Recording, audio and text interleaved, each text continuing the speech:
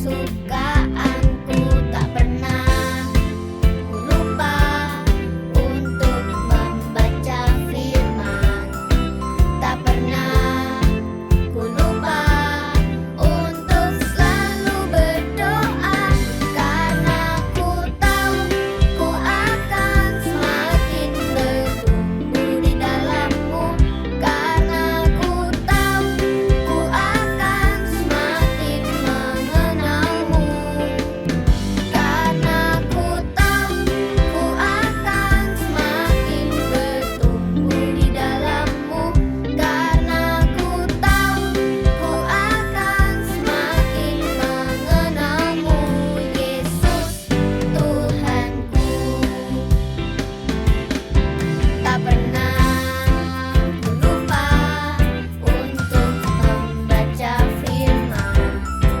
Tak pernah ku lupa untuk selalu berdoa, untuk selalu berdoa. Karena ku tahu ku akan semakin bertumbuh di dalam-Mu. Karena ku tahu ku akan semakin mengenal-Mu. Karena ku tahu ku akan semakin bertumbuh di dalam-Mu.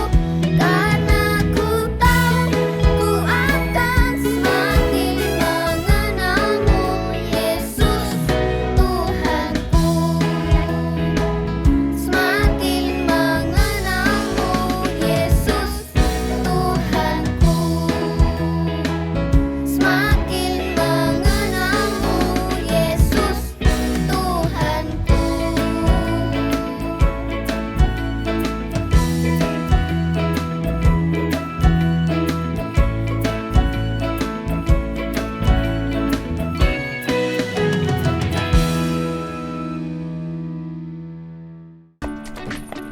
Guys, akhirnya kita sampai juga di Stable King. Yeay Tobi, stablenya keren sekali sih. Banyak kuda-kudanya. But, kita ngapain ya di sini?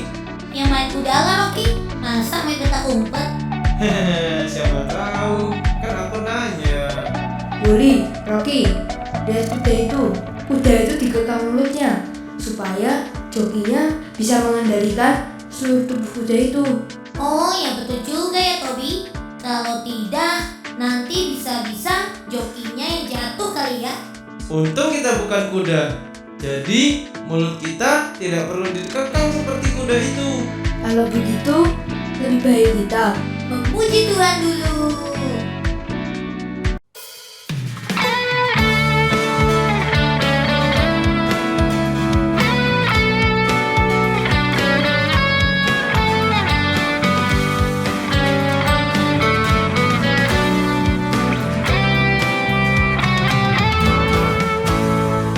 Selamat datang teman-temanku.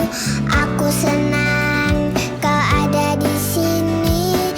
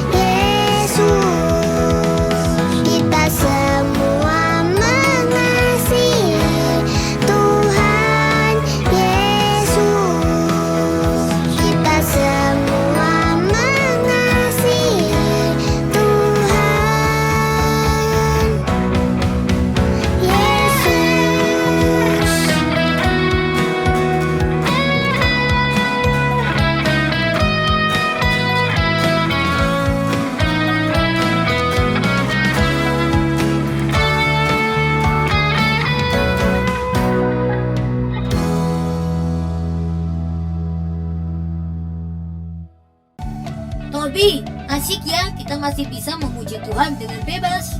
Iya Tobi, kemarin aku lihat ada berita yang menyedihkan di Korea Utara. Berita apa sih? Coba aku liatin dong. Nih Tobi, Kasihan sekali ya, anak umur 2 tahun sudah masuk penjara seumur hidup gara-gara orang tuanya memiliki Alkitab di rumahnya. Iya, kasihan Tobi. Kita doain yuk buat mereka dan teman-teman kita yang lainnya yang belum kenal dengan Tuhan. Shalom adik-adik semua. Hari ini Kak Stevi secara khusus nih mau ngajak kalian semua yang di rumah, kita mau berdoa buat teman-teman kita yang belum kenal sama Tuhan. Tadi adik-adik sudah dengar kan ceritanya si Woli, Rocky dan Tobi. Ada apa adik-adik? Iya betul sekali. Ternyata ada seorang anak di Korea Utara yang ditangkap adik-adik. Karena apa? Karena orang tuanya punya Alkitab. Waduh, puji syukur ya dia, puji Tuhan ya dia. Kita di Indonesia ini masih diberi kebebasan untuk memuji dan menyembah Tuhan. Kita masih diberi kebebasan untuk menyembah Tuhan Yesus bahkan baca Alkitab. Nah adik-adik di waktu yang khusus ini Kak Stevi mau ajak kita semua, kita mau berdoa buat teman-teman kita ya adik-adik yang mengalami kesusahan seperti itu. Dan kita juga mau minta sama Tuhan supaya di masa-masa yang susah nanti kita tetap diberikan kekuatan, diberikan roh yang untuk tetap setia, tetap percaya sama Tuhan sampai akhir. Yuk adik-adik, kita mau satukan hati kita mau berdoa sama Tuhan. Kita mau katakan, ku mau percaya,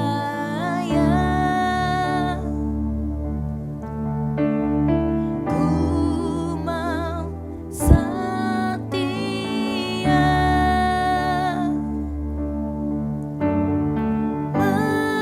mengikut Tuhan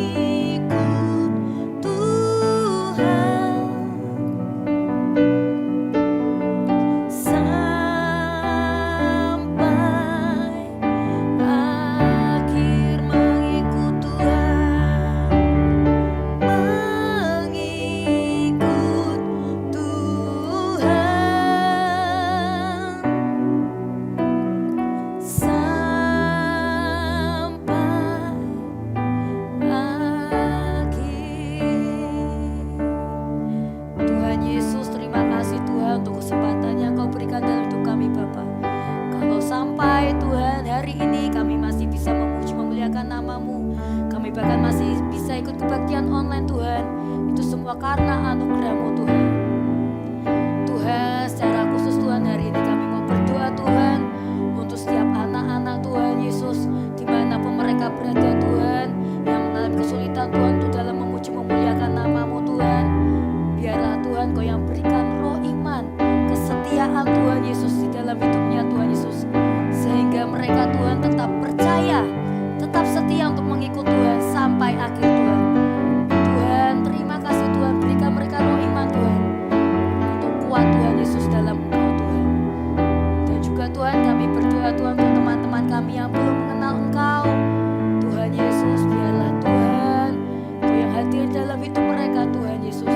Kau tunjukkan pribadi-Mu Tuhan atas hidup mereka Tuhan, sehingga mereka percaya Tuhan, mereka percaya dan Engkau dan mereka mengenal Engkau Tuhan. Terima kasih Tuhan, terima kasih Yesus. Dan juga Tuhan Kau yang berikan pada kami Tuhan roh iman yang Kau juga Tuhan, sehingga kami tetap percaya, bisa tetap setia kepada Engkau sampai garis akhir Tuhan. Terima kasih Tuhan, di dalam nama Tuhan Yesus kami sudah berucap syukur. Haleluya. Amin. Bye-bye.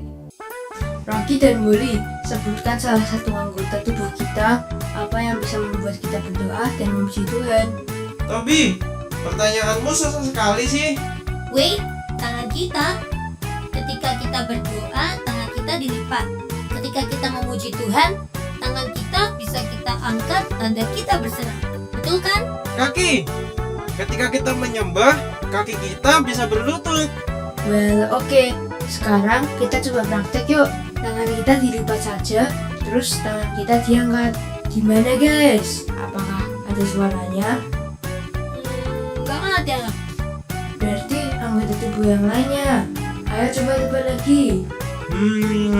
Suara berarti mulut kita. Coba mulut kalian bergerak. Apakah bisa menghasilkan suara? Sepertinya aku sudah tahu sekarang. Lidah. Bagus Wodi. Lidah, anggota terkecil kita, tapi bisa menghasilkan suara yang merdu. Kita coba ya. Sama seperti kekang kuda tadi ya. Bentuknya kecil, tapi bisa mengendalikan seluruh tubuh kudanya.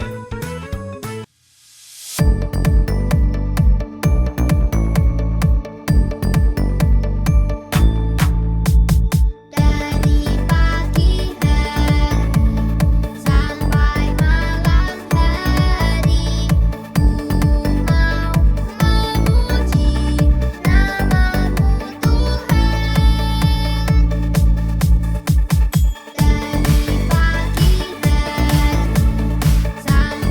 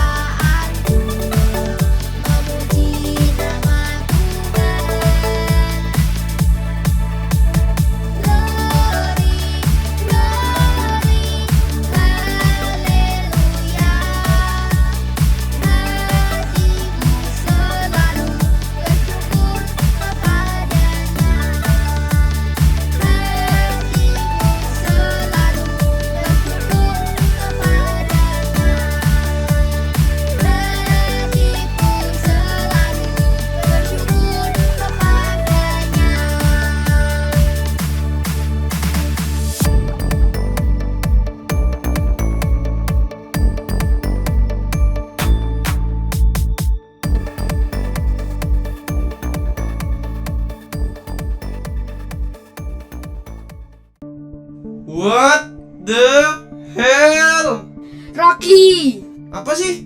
Bikin kaget aja. barusan kamu ngomong apa? Iya Rocky, barusan kamu mengumpat ya. Hah? Biasa aja sih. Kalian terlalu lebay deh. Barusan kita nyanyi dan berdoa. Kamu pakai mulut kamu dan lidah kamu untuk sesuatu yang baik. Kenapa sekarang kamu pakai buat mengumpat?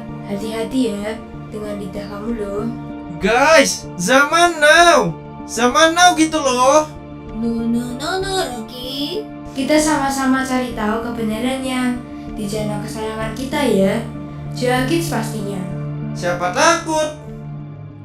Shalom adik-adik Joel Kids. Perkenalkan, nama kakak adalah Kak Natali. Nah, kita sama-sama hari ini buka Alkitabnya. Ayo diambil dulu Alkitabnya. Dah, oke. Sekarang kita coba buka. Kakak juga buka Alkitab kakak ya. Nih, kita sama-sama buka di Yakobus 3. Siapa yang tahu judul perikopnya apa ini? Ada yang tahu? Yuk, sama-sama ya.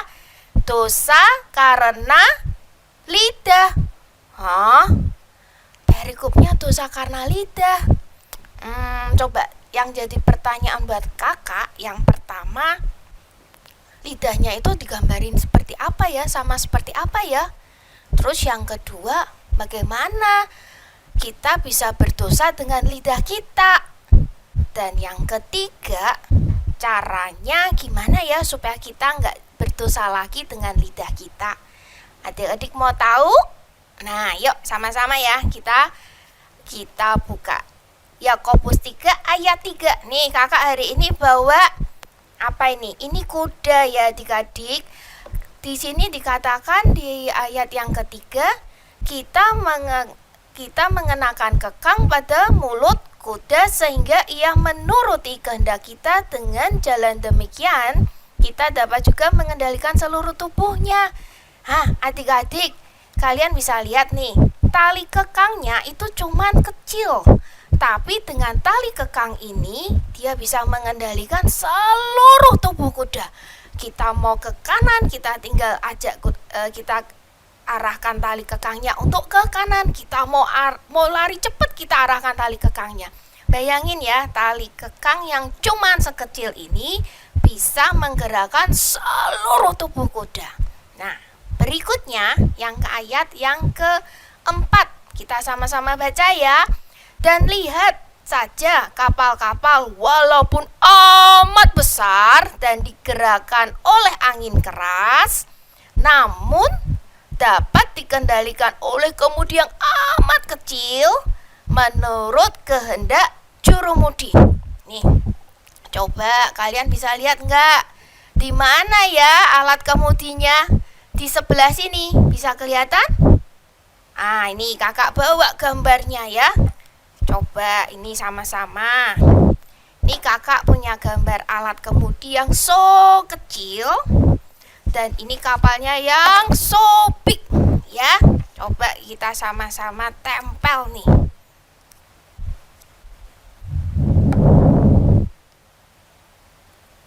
Nih, kalian bisa lihat? Nih kakak tempel sini ya. Lihat ya adik-adik, alat kemudinya cuman kecil, tapi kapalnya besar. Dan kapal itu dikendalikan oleh alat kemudi yang kecil ini. Tapi yang menentukan arah adalah jurumudinya atau kapten. Nah, tali kekang sama alat kemudi ini disamakan sama seperti lidah kita. Nih kakak bawa gambar, ini anggota tubuh kita dan ini lidahnya ya. So small ya. Kakak tempel coba di sini. Kalian bisa lihat perbandingannya ya. Dikatakan di ayat berikutnya, lidah itu adalah apa? Anggota tubuh yang terkecil, tetapi dia bisa menghasilkan perkara-perkara yang luar biasa. Kakak baca di terjemahan yang lain, dikatakan itu, nih ya, sama-sama kita baca dulu yang ayat 5. Demikian juga lidah, walaupun suatu anggota kecil dari tubuh, namun dapat memegahkan perkara-perkara yang besar. Lihatlah betapapun kecilnya api, ia dapat membakar hutan yang besar. Katakan apa? Lidah itu adalah api yang merupakan suatu dunia kejahatan dan mengambil tempat di antara anggota tubuh kita sebagai sesuatu yang dapat menodai seluruh tubuh dan menyalakan roda kehidupan kita. Nah, adik-adik, bayangin ya, lidah itu kecil. Dikatakan dia bisa dapat apa? Memegahkan perkara yang besar. Kalau di terjemahan yang lain kakak baca itu dikatakan apa? Enormous damage, artinya kerusakan yang luar biasa. Nah, berarti kita harus berhati-hati dengan lidah kita. Ya, dikatakan juga seperti apa? Lidah itu seperti percikan api yang kecil. Percikan api itu besar atau kecil? Pasti kecil, tapi dia bisa membakar seluruh hutan yang besar. Nah, adik-adik, bayangin ya, berarti lidah kita itu disamakan seperti apa? Yang pertama, sama seperti tali kekang kuda. Walaupun kecil, dia bisa mengendalikan kuda itu. Yang kedua, disamakan sama seperti apa? Alat kemudi. Walaupun kecil, dia mengendalikan kapal yang sangat besar. Sama seperti lidah kita, anggota tubuh kita yang paling kecil, tapi dia bisa menghasilkan perkara-perkara, memegahkan perkara-perkara yang besar. Nah, sekarang coba kita praktek ya sama-sama. Lidahnya biasa aja. Halo, shalom adik-adik Joel Kids. Sekarang coba lidahnya ditekuk ke dalam. Udah? Sekarang kita sama-sama coba ngomong ya.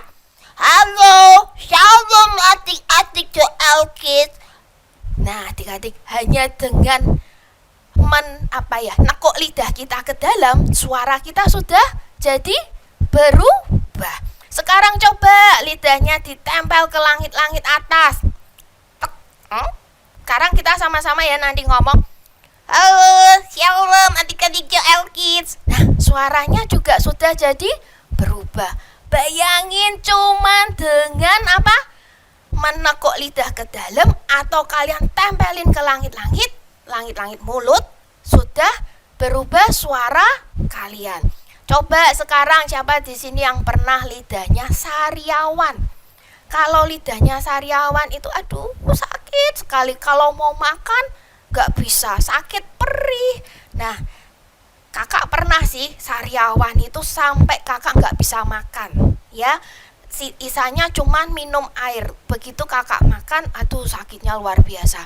Sejak itu kakak sadar ternyata kalau lidah kita lagi sakit, efeknya besar ya adik-adik, kita nggak bisa makan. Nah, kalau kita nggak makan, nanti kita bisa jadi apa? Sakit ya. Jadi hanya karena lidah saja kita bisa mengalami hal-hal yang tidak enak ya. Jadi lidah kita itu harus kita tundukkan ya. Jadi kakak tadi ya, yang pertanyaan pertama kalian sudah tahu kan? Berarti lidah itu sama seperti tali kekang, alat kemudi. Nah, pertanyaan yang kedua, masih ingat tadi apa? Pertanyaannya adalah mengapa kita bisa berdosa dengan lidah kita? Nah, itu kita yuk sama-sama lanjut ya. Di ayat yang ke-7, semua jenis binatang liar, burung-burung, serta binatang-binatang menjalar dan binatang-binatang laut dapat dijinakan dan telah dijinakan oleh sifat manusia. Ayat 8, tetapi tidak seorang pun yang berkuasa menjinakan lidah. Nih, ia adalah sesuatu yang buas, yang tak terkuasai dan penuh racun yang mematikan. Serem ya adik-adik, bayangin ya, manusia itu bisa mengendalikan seluruh binatang. Tetapi dikatakan di Alkitab, dia tidak bisa menjinakkan lidahnya. Ayat yang ke-9, lanjut ya. Dengan lidah kita memuji Tuhan Bapa kita. Dan dengan lidah kita apa dikatakan apa? Mengutuk manusia yang diciptakan menurut gambar Allah. Berarti dari lidah yang sama itu kita bisa keluar pujian, tapi kita juga bisa keluar kutuk. Walaupun ke manusia, tapi kan manusia itu adalah ciptaan Allah yang segambar dan serupa dengan Allah. Nah, lanjut ya. Ayat yang ke-10 dikatakan juga apa? Dari mulut yang satu keluar berkat dan kutuk. Hal ini saudara-saudaraku tidak boleh demikian terjadi. Artinya dari sumber yang sama, dari mulut kita ini kita mau pakai sebagai apa sih? Apa yang mau kita perkatakan? Apakah kita mau memperkatakan berkat atau mau memperkatakan kutuk? Lah, inilah yang dikatakan kita bisa berdosa karena lidah. Kalau kita pakai lidah kita untuk memuji Tuhan, it's good. Tapi kalau kita pakai lidah kita untuk marah-marah sama orang tua, sama teman, terus kita pakai buat ngomel-ngomel, kita pakai buat mengumpat ke teman-teman. Nah, itu yang bikin dosa. Jadi no ya, tidak ya adik-adik. Nah, lanjut ya, kita lihat di ayat yang ke-11, adakah sumber memancarkan air tawar dan air pahit dari mata air yang sama? Nih, kakak bawa air minum. Ya, coba ini air minumnya, ini air tawar. Tapi apakah dia bisa menghasilkan air sirup? Kalau kakak minum, apakah dia bisa jadi air sirup? Bisa jadi bisa jadi kopi, bisa jadi teh? Enggak, dia tetap jadi air tawar. Nah, kita lanjut ya. Di ayat yang ke-12, saudara-saudaraku, adakah pohon ara dapat menghasilkan buah zaitun, dan adakah pohon anggur dapat menghasilkan buah ara? Demikian juga mata air asin tidak dapat mengeluarkan air tawar. Nah, adik-adik, Tuhan ngomong apa sih dengan ini? Bahwa kita harus berhati-hati dengan mulut kita, dengan perkataan kita. Apa yang keluar dari mulut kita itu adalah keputusan kita, ya. Jadi kita nggak bisa loh marah-marah terus nyalain orang lain, enggak. Karena kita menggunakan mulut kita, kita pakai lidah kita untuk marah, ya. Kita juga bisa pakai mulut kita, lidah kita untuk apa? Memuji Tuhan. Pilihan ada di tangan kalian. Kalian putuskan yang baik, ya. Kita mau pakai mulut kita mau pakai lidah kita untuk mengatakan yang baik, untuk memberi semangat kepada orang-orang, untuk mengatakan berkat dan bukan kutuk. Nah, sekarang tapi itu kan susah toh, Kak. Kalau kita kan seringnya kalau kita sedang bercanda, tahu-tahu kita bisa marah.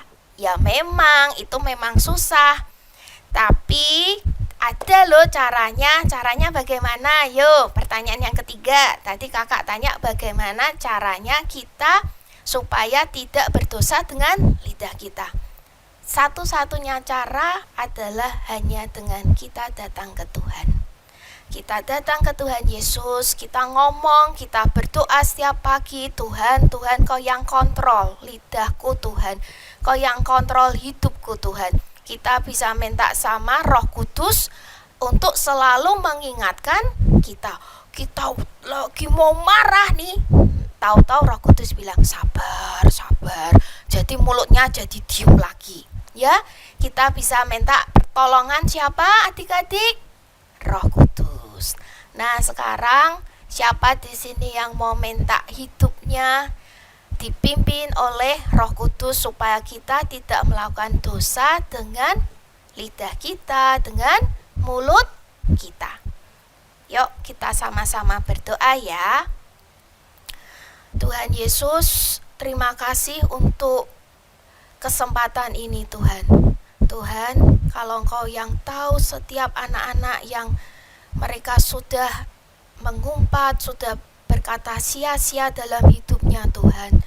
Tuhan, biar Kau kirimkan Roh Kudus Tuhan, Kau urapi bibir mereka Tuhan, jagai perkataan mereka Tuhan, supaya mereka tidak melakukan dosa dengan lidah mereka Tuhan, tapi biar lewat lidah mereka bisa memuji Engkau, memuliakan Engkau, memberikan semangat kepada orang yang sedang susah Tuhan, memberikan penghiburan kepada orang yang sedang sedih Tuhan. Biar anak-anak ini Tuhan memakai hidup mereka, memakai mulut dan lidah mereka untuk kemuliaan nama-Mu Tuhan. Hamba mintakan Tuhan berkat yang terbaik Tuhan untuk mereka Tuhan. Jagai hidup mereka Tuhan. Terima kasih Tuhan Yesus, terima kasih kami mau bertobat dari semua perkataan kami yang sia-sia Tuhan. Terima kasih Tuhan Yesus, terima kasih di dalam nama Tuhan Yesus yang percaya katakan amin. Nah, ingat di Amsal 18 ayat 21 dikatakan apa? Hidup dan mati dikuasai oleh apa? Lidah.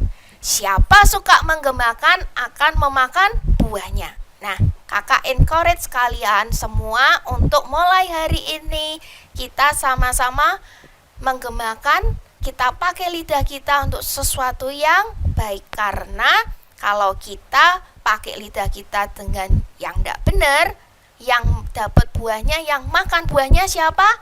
Kita. Nah, kalian apa mau makan buah yang tidak baik? Tentu tidak ya.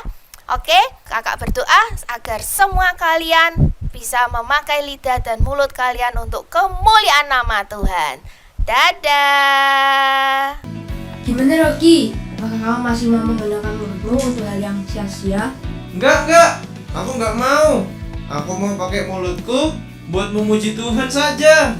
Akhirnya kamu sadar juga. Tapi dalam sehari-hari prakteknya gimana ya? Nah, itu dia. Kita lihat saja di YouTube kesayangan kita. Joel Kids. Shalom adik-adik. Wah, kalian hebat-hebat semua sudah mendengarkan firman Tuhan. Apa hari ini tentang perkataan? Ya, kita harus hati-hati di dalam berkata-kata. Profesor di sini punya beberapa kertas kecil nih. Nah, Profesor mau bayangkan kertas ini adalah seperti ucapan kita, perkataan kita, atau bahkan mungkin pemikiran kita. Saat ucapan kita simpan di dalam hati, atau pemikiran itu kita cuman pikirkan di dalam hati, seperti ditaruh di atas meja ini, dia tidak akan menghasilkan apapun, tidak akan berdampak apapun. Tetapi saat pikiran kita ucapkan di teman-teman kita, sama seperti sekarang Profesor punya sebuah tempat berisi air. Ini Profesor mau bayangkan ini adalah teman-teman kita, pergaulan kita, lingkungan kita. Apa yang terjadi saat kita berkata-kata kepada lingkungan kita? Kita lihat sama-sama ya, apa yang terjadi. Yuk.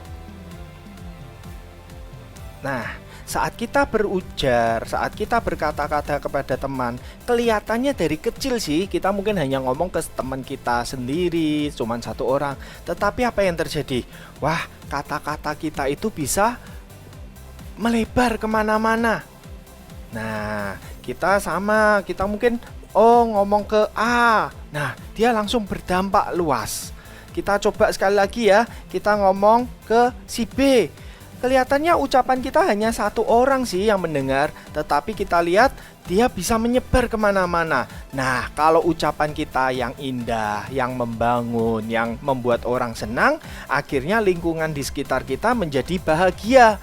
Tetapi apabila, nah kita coba ya, kita berujar yang jelek, atau ngomong yang jahat, ngomong yang tidak enak didengar, apa yang terjadi? Kita coba ya lihat, apakah menjadi indah juga lingkungannya?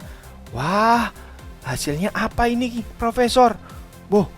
Kok ada kayak, kok gambarnya jadi seram gitu ya Profesor ya? Kita ngomongnya nggak cuman ke satu orang, kita ngomong lagi nih ke teman kita yang lain. Mungkin ada yang di gereja, kita jahatin dia, kita perkatakan yang buruk kepada dia.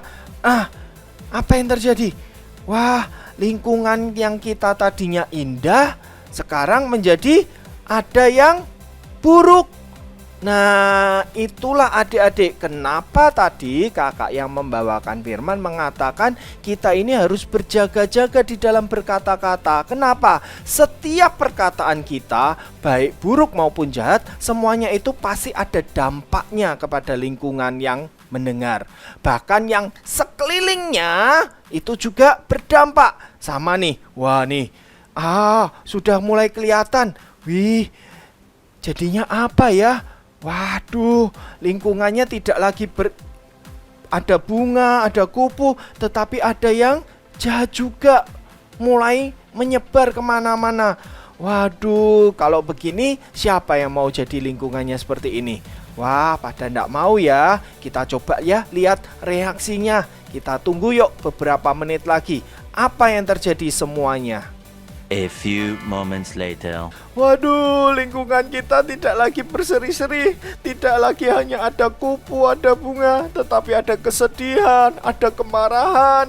Wah, mulai sekarang kita jangan pernah berkata-kata yang negatif. Kita mulai pakai lidah bibir kita untuk satu, memuji Tuhan, dan yang kedua, memuji orang lain, berkata-kata yang positif. Oke? God bless you. Bye-bye. Tobi, kita sama-sama praktek ya untuk memakai lidah kita dengan bijak. Kata-kata apa yang akan kita keluarkan? Yes, betul Rocky. Apakah kata-kata yang positif atau yang negatif? Kata-kata yang membangun atau menghibur teman kita, atau kata-kata yang malah melemahkan teman kita. Dan apa yang sudah dikeluarkan oleh mulut dan lidah kita tidak akan pernah bisa ditarik kembali. Betul kamu, Woli. Yes, kata-kata yang sudah dikeluarkan tidak akan pernah bisa ditarik lagi. Jadi, kita berhati-hati dalam berbicara. Gitu guys. Yes, Tobi. Rocky, antenamu berbunyi loh. Kencang sekali. Iya Rocky, coba kamu terjemahkan. Siap guys, aku terjemahin ya.